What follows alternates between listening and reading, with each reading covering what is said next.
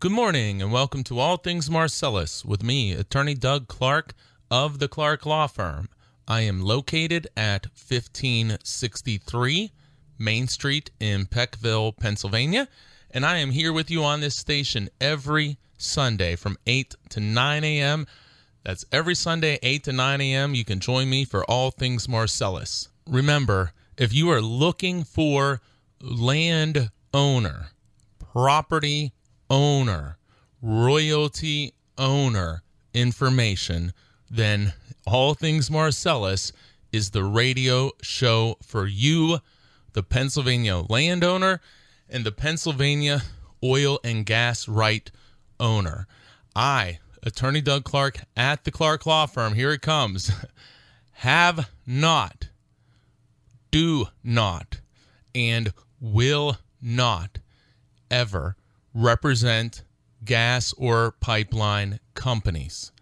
I represent Pennsylvania landowners, Pennsylvania property owners, and Pennsylvania oil and gas right owners. Never, ever have represented a gas or pipeline company, nor will I. And I say it every week. It's on the websites. Go to pagasleaseattorney.com. Go to pipelineattorney.com. I don't care. Company brings a briefcase with $1 million. I will not ever represent a gas or pipeline company. I represent landowners, gas right owners for oil and gas lease negotiations, oil and gas lease reviews and consultations, pipeline agreements, water line agreements, royalty issues, royalty deduction issues, estate planning, unitization issues, breach of contract. If the company breaches your gas lease, pipeline agreement, or any other agreement, surface use agreements such as well sites, meter sites, compressor stations, any and all matters for landowners, for the little guy, anything related to oil and gas operations, development, contracts, give us a call. We would love to hear from you. Give us a call at 570-307-0702. That's 570-307-0702. And I don't care where you are located, whether you are in southwestern Pennsylvania, north central, northeast, or anywhere in the country, and frankly, anywhere in any country. If you have oil and gas rights or property in Pennsylvania, and you are approached relative to any oil and gas matter, or you have an oil and gas matter, I strongly encourage you, give us a call, learn about what we do, and see if we can help you. I want to help everybody we possibly can. Go check out the websites. Learn more about me, Attorney Doug Clark. Learn more about the Clark Law Firm. Learn more about what we do. Listen to past radio shows. Read and see our testimonials from prior clients. Learn about us. Watch the video. Get the information. It is important. Every single person needs an attorney who's experienced, who's dedicated, who's going to work and fight for them, and someone they are comfortable with. And I have represented clients all across Pennsylvania, every southwestern county where there's development, north central, northeastern, all over the place. And again, clients across the country with property in Pennsylvania and even in other countries with property in Pennsylvania. The reason why I say it, I know, and I got a call the other day, had a gentleman call and say, looking to buy some property, there's oil and gas rights involved, and I'd like to consult with you, make sure I understand what I'm doing, and that I'm covering all the bases that I need to do. Very good call. You should do that. Whether you're calling me or calling someone else who knows what they're doing, you should do that. So, as part of the call, the gentleman says, I have never hired an attorney before. I've never hired an attorney. And I know as a young kid growing up in Armstrong County, Pennsylvania, on the airport road just off the Dime Road, I know that my parents never had an attorney that they were dealing with, that my grandparents on their farm never had an attorney that they were dealing with on any regular kind of basis. And rarely, aside from wills, did they even ever have an attorney or have contact with an attorney. My Uncle Homer Clark, same thing. And so I understand that calling an attorney, why do I need an attorney? Why should I call an attorney? I understand that completely. And so whenever I say these things, I just really want to encourage people, just because you may have a preconception or maybe even you had a bad experience, don't let that deter you from giving us a call. I really believe that we do things differently than most law offices. And we operate in a way to make sure that we're providing you the best service possible. And we love doing it. I love representing Pennsylvania landowners. I love fighting for them. I love representing them. I love educating people to make sure that our landowners, our Pennsylvania landowners, are not being taken advantage of. And one of the ways that people are taken advantage of is that the people, the landowner, the gas right owner, has reservations or concerns. And sometimes, it's reported to me many times that the company landman, who, by the way, works for the company, says, well, you don't need an attorney for this. You don't need an attorney for this. Well, that should really draw and raise a lot of red flags for you. So you can call the office, learn about what we do. I do not want to see people have hesitation, be deterred, not call because they're afraid, what's this attorney going to do? And look, call, learn about what we do. Learn about what I do. Learn about how I may be able to help you, and then make a decision. But make the call to at least educate, inform yourself. I talk about these lease reviews and consultations, pipeline reviews, any agreement or contract that you're presented with. I do a lot of reviews and consultations, meaning that you're offered this contract, you call the office, you learn about this service, say, okay, you send us the information, I review it all. Everything is me, no other attorney. I review it all. I'm prepared for a call or an in-office visit, do calls with people all the time, located all over the state, also across the country. And we do these calls and we go over everything, and I consult with you. I answer your questions and concerns. I offer guidance and suggestions, and I assess your leverage in the agreements, and we give you the tools that you need to decide whether you want to proceed forward on your own with our help in the future, or if you may want to say, hey, look, I'm going to go ahead and pass on this. But learn about these services. You can call us 570-307-0702. I say this, I'm a little commercially here this first segment, but the reason is because during this past week, I've talked to some people. I had the one gentleman call saying, boy, I never had an attorney before. I never had to consult with one. I know the mentality because I grew up in it. I was a part of it.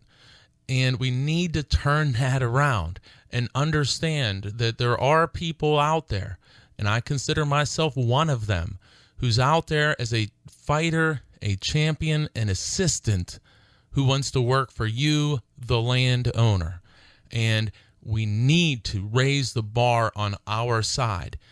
The companies have very intelligent, smart attorneys and other people working for them. You should too. You're listening to All Things Marcellus with me, attorney Doug Clark of the Clark Law Firm. You can join me right here in this station every Sunday, 8 to 9 a.m. for All Things Marcellus. Okay, let's turn to some substance here. So what I want to talk about today, we're going to go back a little bit. Here we are in 2017.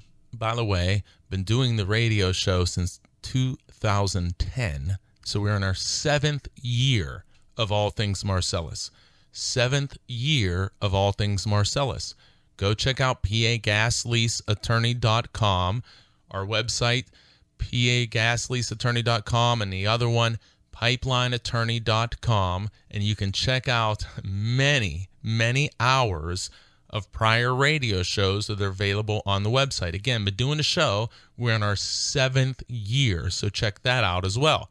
So as we roll here in 2017, I get calls from all across, like we say, in Pennsylvania, and we start to see when a pipeline project is coming online, or there's a new project, or people are out there buying pipeline easement agreements from landowners. We'll get a lot of calls, or we'll tend to get calls from that area saying, hey, I've been approached for a pipeline, I've been approached for a gas lease, a meter site, a well pad, whatever that may be.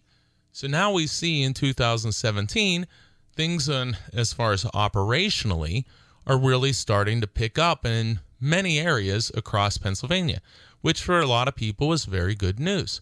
Well, as we see this pickup in these different areas, I'm seeing actually more and more lease offers, leasing opportunities.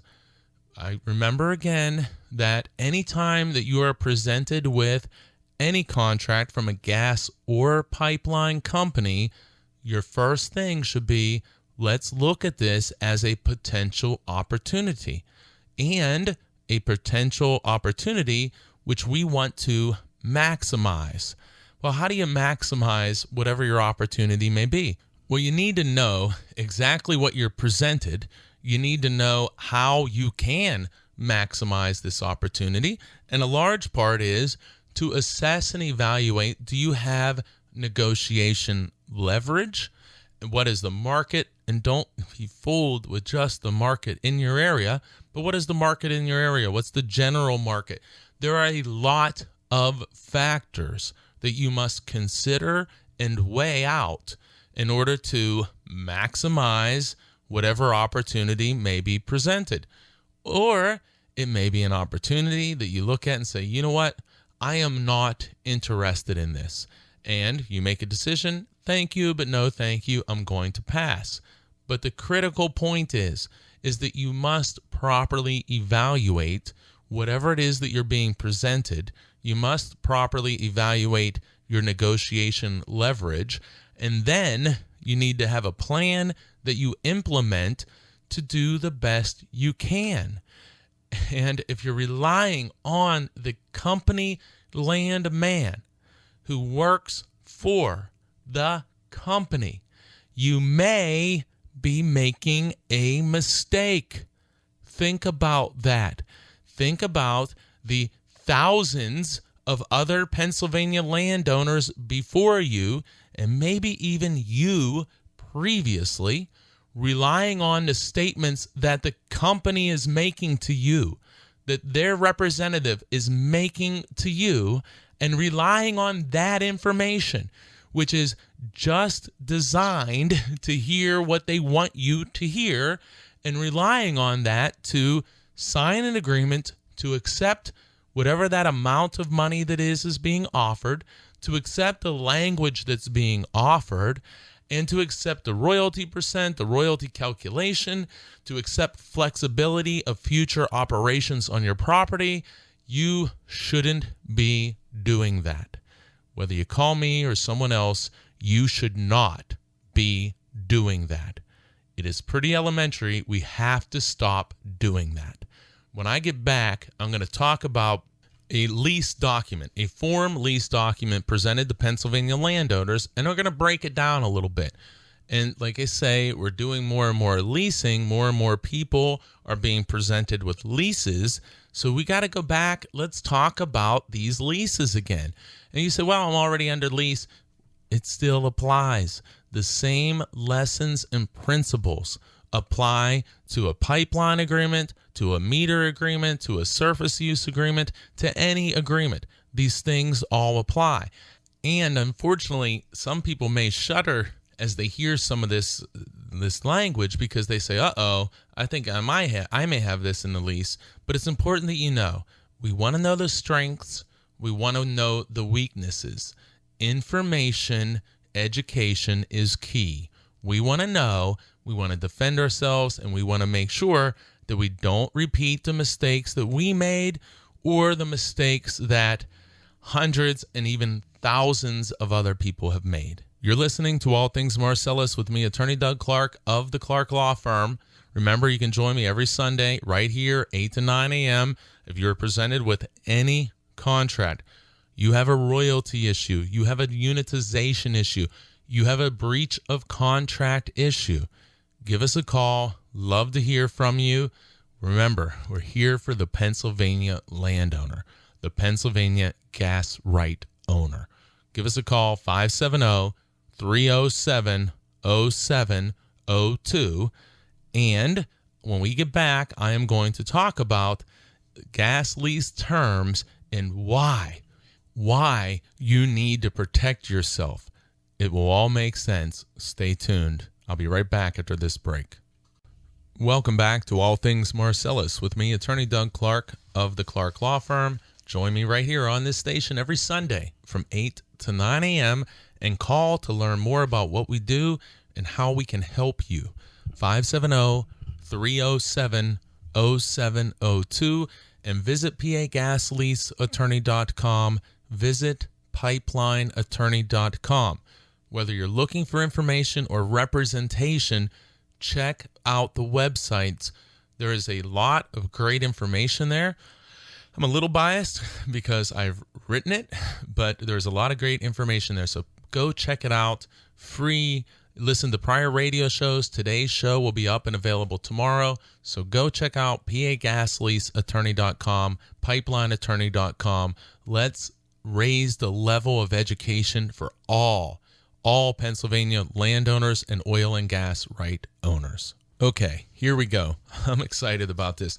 When I get documents, what I do, one of the first things I do is I read them. Well, as I read them, I take my highlighters and I have rainbows of colors of highlighters, and I'll go through, and yellow is kind of my base color where, hey, this is important and it's an indicator, it's something I want to stick out. And then I have other colors that mean different things to me. And of course, by default, from the time as a child, the important color or the danger color or the highest priority emergency color is going to be red or pink. And so I look at documents, and this is what made me think about, boy, I got to do some shows on some of these documents again, because I'm starting to go through some of these documents that landowners are sending in to me for reviews and consultations and things of that nature, or negotiation even. And I'm saying, wow, as I get done reviewing the document, there's a whole lot of pink highlights there, meaning that, whoa, these are high priority items and high priority concerns that I have to address with my client landowner, that we need to talk about. We need to talk about how to address them, whether they can be addressed, and if we don't think they can be addressed, what do they mean and how are they going to impact you in the future? There is no perfect lease. There is no perfect pipeline agreement, but we need to factor in what is the good, what is the bad, and then make a decision, is this the right agreement for me? Now, in this process, we're not taking just the documents they give us. We're talking about at the end of the negotiation process. And sometimes that negotiation process can be very lengthy, and sometimes it can be very short. This is a true story. I was contacted over the last week and a half. It's now over. The client signed in my office the last week a pipeline right-of-way agreement that was the client was approached 1 week before they ended up signing the agreement in the office, and the agreement paid them just shy of actually, I take it back because we were able to negotiate a little more to that.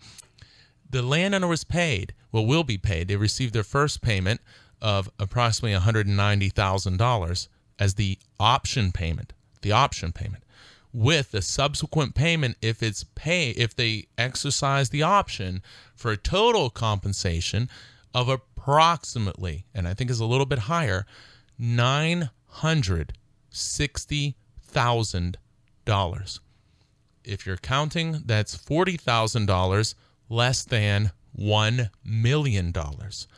Pipeline right-of-way agreement, approximately $960,000. From the time they contacted me first to the time they signed was 1 week. Now, they're not all that fast. Some take much longer. Some take a week. But the point is you should not be afraid to call, and we got to get you this information. This individual, within the matter of a week, received an additional upfront payment of almost just shy of $95,000. $95,000. So that's an opportunity that was on the table that they didn't know about, that you have to negotiate, you have to know, and you have to understand. So had they not called and they signed the documents that were presented and the company does not use the pipeline, they would not have obtained the benefit of almost $95,000. It was like $93,000 in a matter of a week, in very little time. So we have to take advantage of opportunities. We must take advantage of them. You're listening to All Things Marcellus with me, Attorney Doug Clark of the Clark Law Firm. Join me right here at this time, at this station, each and every week. So, okay, I want to talk about this oil and gas lease. So, this is a lease. I don't make these things up. Here it is. This is a lease presented to Pennsylvania landowners right now and in the past. So, I want to talk about, there's a lot, and there's no way that I'm going to get to all the different problems in a lease, but this, again, would apply to a pipeline agreement and other agreements, the same type of evaluation. So in this lease and in a pipeline agreement or other agreements, you as a landowner, property owner, are granting the company certain rights. In exchange for those rights, as consideration for those rights, you should be receiving money, but then you also should be negotiating the language and limiting and restricting the company's ability to operate on your property today, in the future, and how are they going to reclaim and restore the property if they operate on it. Also, how are you going to be paid royalties in the future, and how are those royalties going to be calculated? Will there be deductions or will there not be deductions? Now, this particular granting clause, they're all broad because they're drafted by who? The company, not you. So they're all broad and very favorable to the company, but some of them are exceptionally broad in this case. Now, again, I don't want you to think, well, mine doesn't say this and mine's not that broad. They're all broad, but this one is exceptionally broad. So part of the rights that this person, and we did a review and consultation, part of the rights that they were asked to grant in this gas lease, but the same rights are requested in pipeline and other agreements. One of them is the right of ingress or egress, meaning travel upon, enter and exit, on and across the leased premises, so this property, for any purpose, and to and from any land. So signing a gas lease, you've just given this company the right of ingress, and by the way, they can assign these rights in whole, meaning all of the rights to one single person or company, or in part. So that means if a company owns your gas lease, they could take some of these rights, and let's stick with this one. The right of ingress and egress means on and off the property, travel on and off the property. So the right of ingress and egress on and across the lease premises for any purpose, and to and from any land. So that right could be assigned to someone else or to another company. I'll give you an example, maybe to a pipeline company. So you say, wait a second, I entered a lease with this company. Now I got all these other people on my property. What are you doing there? oh, well, the gas company gave us the right to travel on and across your property. Remember, the right is ingress and egress on and across the leased premises for any purpose, to and from any land. That's really, really broad. So that can be assigned. So what do we want to do? And generally you can have limitations, but that's a really powerful grant. And that's only one small portion of this grant. You're listening to All Things Marcellus with me, Attorney Doug Clark of the Clark Law Firm. So, okay, next one. What else are you doing? Now, again, I'm paraphrasing, and we're going to pick out some of these, but I could stay on this for a while. Well, another one is a perpetual. Think about perpetual, forever. A perpetual easements. Well, okay. Well, when this lease ends, though, the easement, like a pipeline easement, a roadway easement, that'll end, right? Well, it says perpetual, but it'll really end when the lease ends, correct? Well, let me continue to read. It says that the grant includes the right of a perpetual easements that survive the expiration of this agreement. So, you're granting the right to have a perpetual, meaning forever, easement, and in case you didn't know, that survives the expiration of the gas lease, and ingress and egress, meaning the ability to go to and from that easement. And what can happen in that easement? Well, that easement can be to lay, construct, use, maintain, operate, change, replace, remove, now pay attention please, pipelines, power lines, roads, water lines, not done yet, telecommunication lines, tanks, ponds, pits, power stations, structures, facilities, improvements, I'm still not done, compression equipment, meters. Okay, we got to be done there, right? No. Why not? Because it goes on to say houses and buildings. Collectively, all of those are referred to as improvements.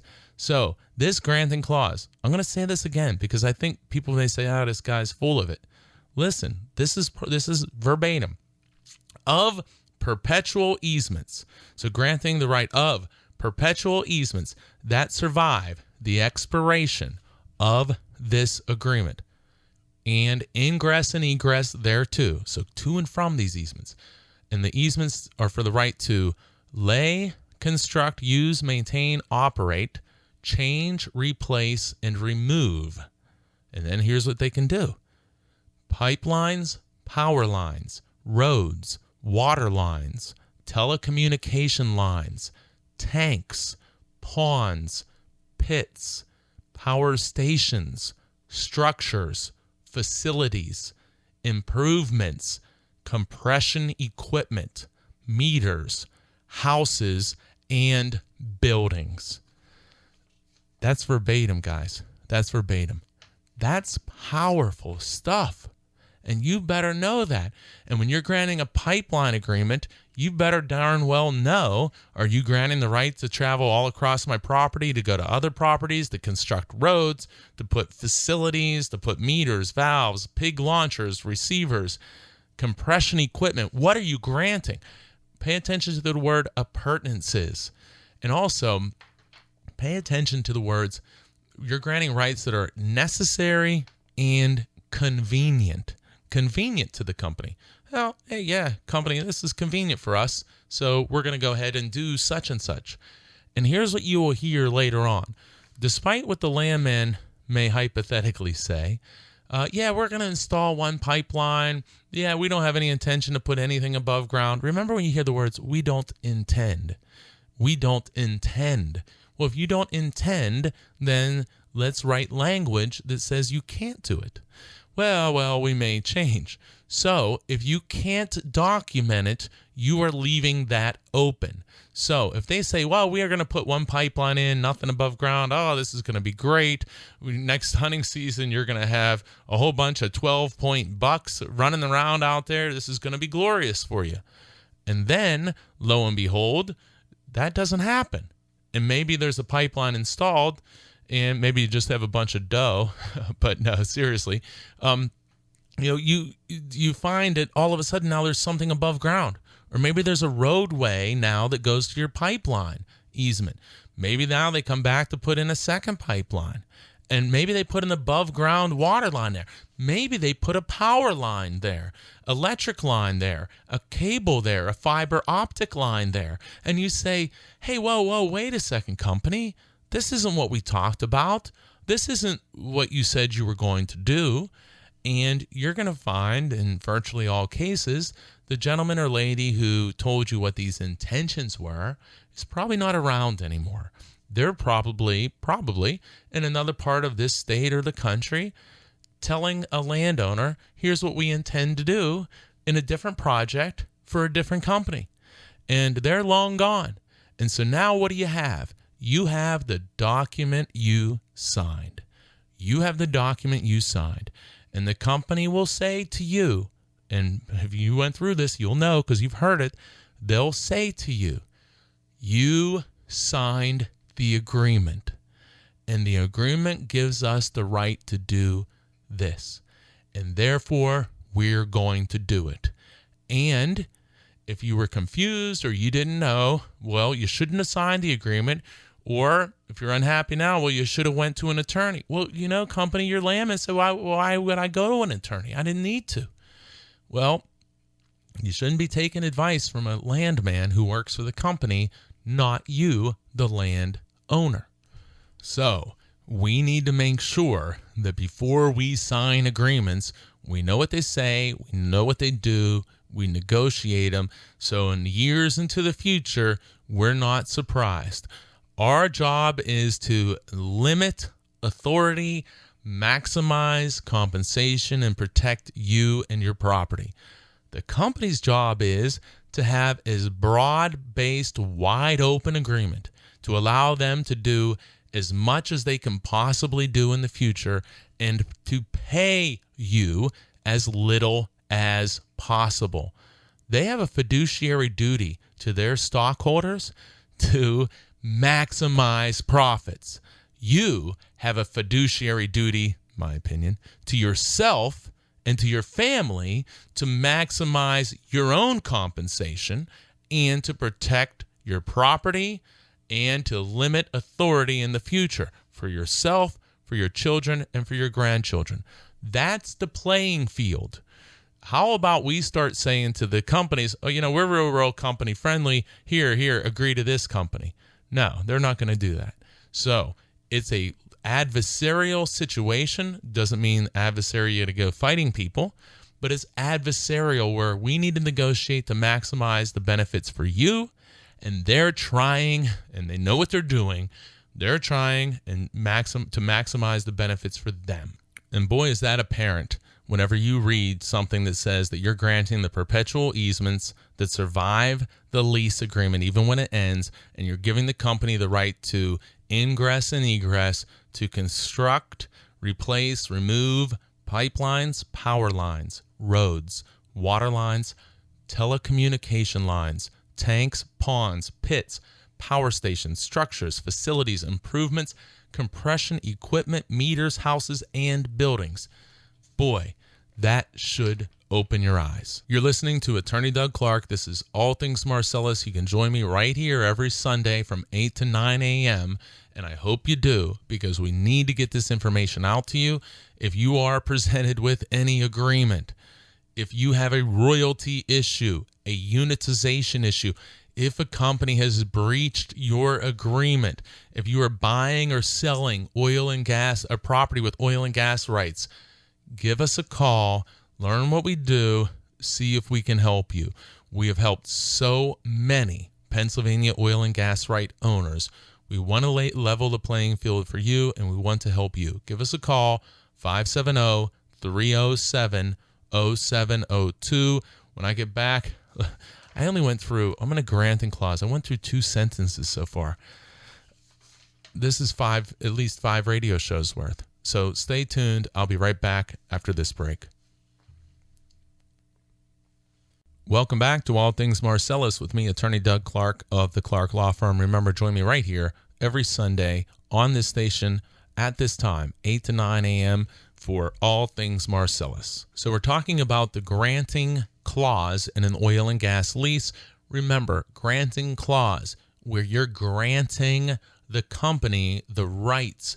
It's a big, big clause, and it's usually the first or second clause or paragraph in your oil and gas lease, pipeline agreement, surface use agreement, whatever type of an agreement it is.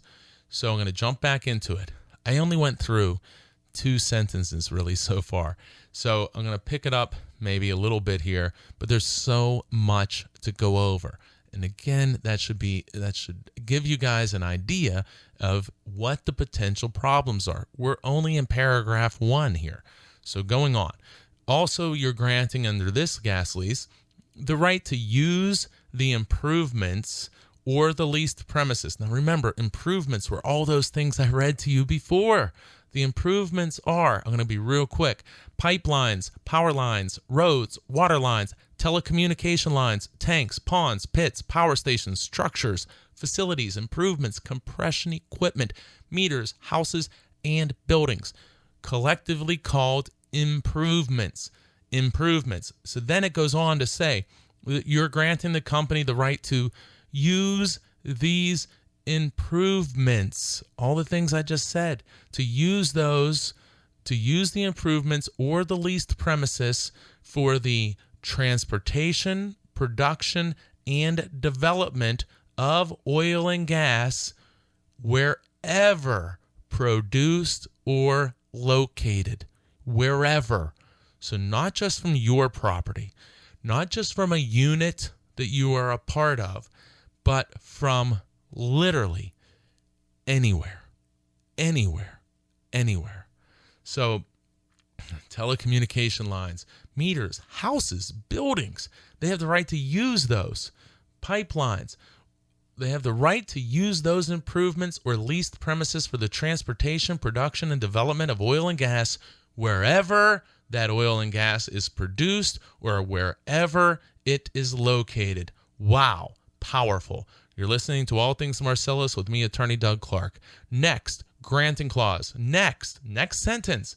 All other rights you're granting, listen to this, aside from what I said, and we're only talking about some of this here, but aside from the things that I've said, it goes on to state you're granting all other rights and privileges necessary or convenient for the lessee, meaning the company's operation of the leased premises or any other lands. Think about that, guys. Think about it. You're not just granting rights related to your property. You're not saying, yeah, I'm going to give you these rights so you can develop my property. You can get gas from my property. Or that you can get gas from my property and other properties that I am pooled or unitized with. No, you're saying from any other lands as well. And remember, these rights survive the end of this lease. Remember I said earlier the word perpetual easement, forever. Okay. Let's go to the next one. We'll keep this moving. And you're granting the right to use free of charge for the above purposes, oil, gas, and water on or from the leased premises. So you are granting them the right to use oil, gas, and water from your leased premises for the above purposes. And remember, those above purposes talked about other lands. Any other lands. Wow, that is a broad granting clause. You're listening to All Things Marcellus with me, Attorney Doug Clark of the Clark Law Firm. Make sure you join me every Sunday right here, 8 to 9 on this station for All Things Marcellus. Okay, let's jump into the royalty section here. If you're a regular listener, you know I do a lot of talking about royalties, and there's a darn good reason why, because royalty language is critical, extremely, extremely important. If you're signing a contract for an oil and gas lease and you do not understand how your royalties are being calculated, in my opinion, you're making a big mistake. Also, if you're relying on the landman to tell you how your royalties are going to be calculated, in my opinion, you are making a big, big mistake. I talk to landmen at times who I can tell just don't even know what some of this language means, and people are relying on things that these guys are saying. And we have to make sure that you're getting your own assistance. And look, the landman has a job. That's okay. Certainly respect virtually anyone that's out there working and doing an honest work. But we also have to understand, and it's okay, that that landman has an employer, and that that landman has a client, and that that client is not you. That's not you. So you need to have somebody that's working for you. Because everyone I talk to, and I talk to so many landowners, landmen aren't talking to them about affiliated sales and index pricing, because probably most of them don't know, my opinion, probably. Or then if they do know, they're not talking about it because they don't want you to know. But I want you to know. No matter what you do, we want you to have all the information we can. So I'm going to talk quickly here. Well, talk about royalties for a minute. This lease offers lessee, being company, shall pay monthly to the lessor landowner 12.5% net proceeds. Remember, net proceeds, meaning after deductions. Another key word, revenue realized. We will give you 12.5%, 15% of revenue realized. That means revenue after deductions. So we got to understand these words and how they apply. But I talk about buzzwords. We can't fall into traps because we see no deductions or something like that. Well, we can learn that you can say no deductions or present words that say a certain thing, and there's loopholes and ways around it. And this isn't, like, oh, this imaginary loophole. No, these loopholes are there. These loopholes are there, and they're the size of canyons, these loopholes. So you can read no deductions and you think it means something, but it really, really doesn't. So this royalty provision for the gas says royalty 12.5% net proceeds from the sale of gas produced and sold from the leased premises. Goes on to say, after deduction for cost incurred by the company or its affiliates for transportation, including severance tax, gathering, processing, line, loss, and compression. So you're going to have full deductions, whether it's this leasing company who's taking the deductions or their affiliated companies. You're going to have full deductions. So you better darn well know that and know what it means. A lot of leases that I've talked about have language now, shall, Tioga County guys, shall SWEPI leases. Study that royalty language. That royalty language that talks about that the company can sell gas to an affiliated company of theirs. So they can sell it to themselves at the wellhead. That a company can do this under certain contracts. They sell it to themselves. And then they set the gas price that they sold it to themselves at by using a local index price. If you're online and you're reading Henry Hub and these national index prices, ladies and gentlemen, that's not the price we're talking about. We're talking about local index prices, which are very low relative to these national Henry Hub and other index prices you may see online or in newspapers. So it is very advantageous, in my opinion, for the company to sell it to themselves at the wellhead and create that sell price by just taking a local index price and say, well, that's what we're going to say we sold it to ourselves at. So we're going to take the local index and then we are going to deduct transportation, gathering, compression, and other post-production costs. We're going to deduct those from the index price. And that's how we're going to calculate your royalty. And boy, I know it's tough on a radio show. These are things we talk about in reviews and consultations. I've talked a lot about it in the radio show. But boy, before you sign a lease, please know what your royalty percent is, which is real simple, but how your royalty can, not just necessarily will, but can be calculated. Because what may happen today, it may be calculated in a terrible fashion. It's really bad for you. But at the same time, maybe today it's calculated in the way that's not so detrimental, that's not so bad for you.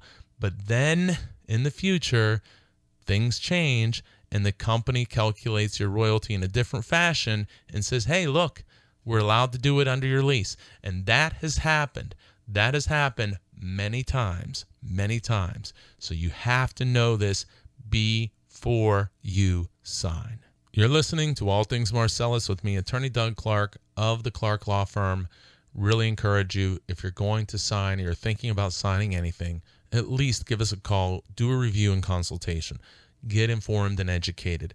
Do it early, do it before you sign, but do it before you sign. Too many people call afterwards and there's nothing we can do. Get the information before you sign, before you agree to anything. Give us a call, 570-307-0702. We want to help you, and join us every Sunday, 8 to 9 a.m. right here in this station for All Things Marcellus. I'll be right back after this break.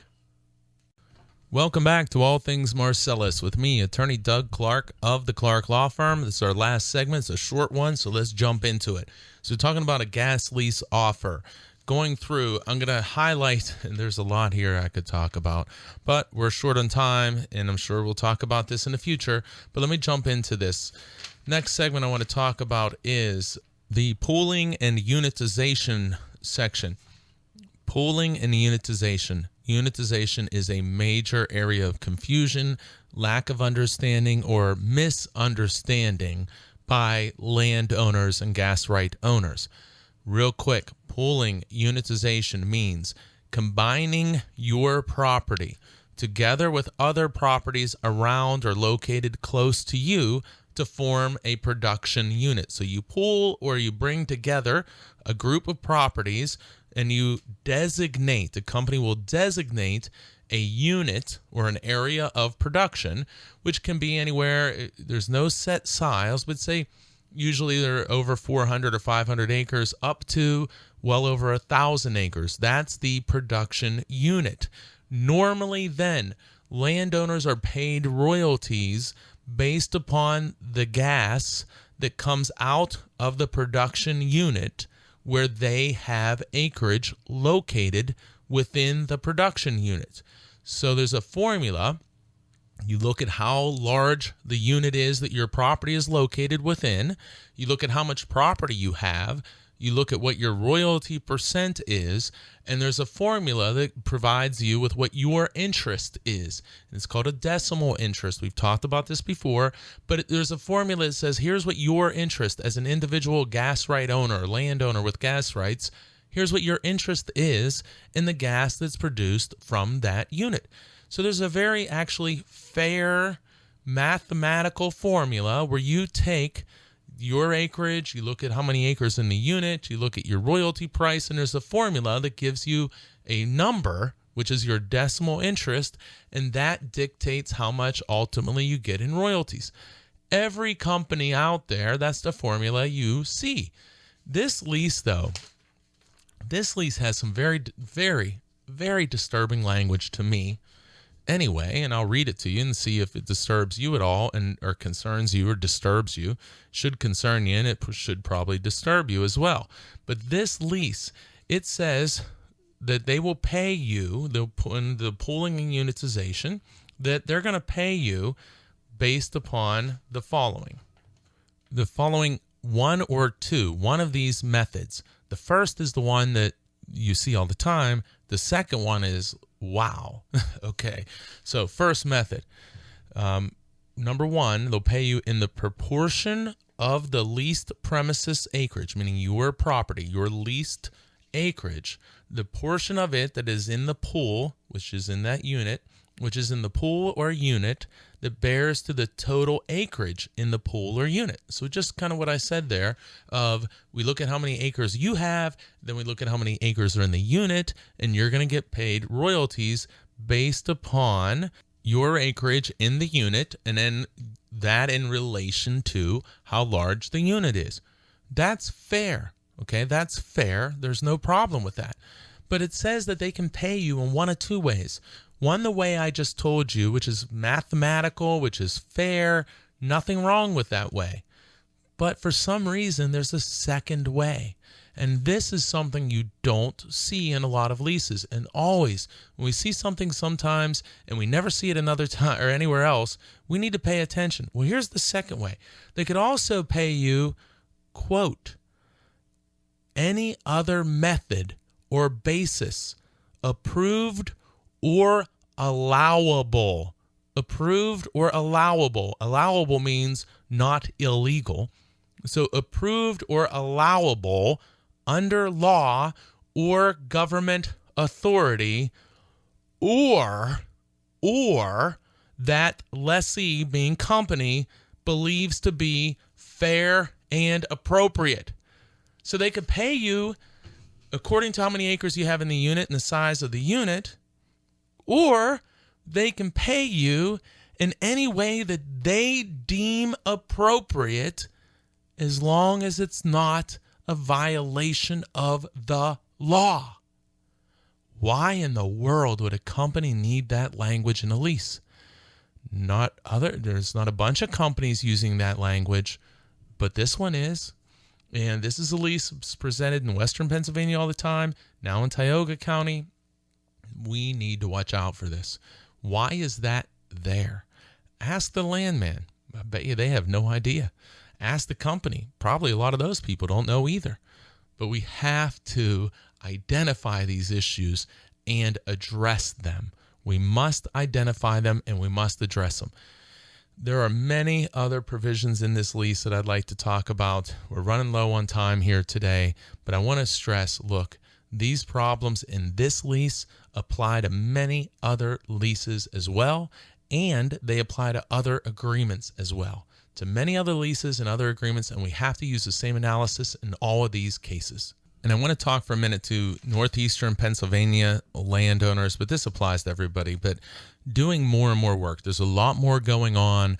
Pipeline right-of-way agreements, DTE, SGC, Energy Transfer, Atlantic Sunrise, Williams. A lot more work going on. Bradford, Susquehanna, actually Luzerne, many areas, Wyoming, oil and gas leases, more activity, well site agreements. The activity is picking up. So now we need to make sure that we are, again, signing bad agreements and not repeating mistakes that were made in the past by you or anyone else. The earlier example, within a week for the gentleman who had a pipeline offer in northeastern Pennsylvania, within 1 week, we did the entire agreement, and instead of getting about $92,000, $93,000 up front, he received double that up front. So within a week, he was handed a check, just signed this week in the office, handed a check for, I think it was roughly $1,000, where had he not called us, not have had these discussions, that check would have been $92,000. Every case is different, but that's what we have to make sure that we're doing, maximizing these agreements. Don't miss out. Maximize the agreement. Learn what we do. Give us a call, 570-307-0702. See if we can help you. 570-307-0702. And let's stop signing bad agreements. And always remember, the gas and pipeline company landman works for the gas and pipeline company, not you, the landowner. You're listening to All Things Marcellus. Join me next week, 8 to 9 a.m. right here in this station. Have a great week, everyone.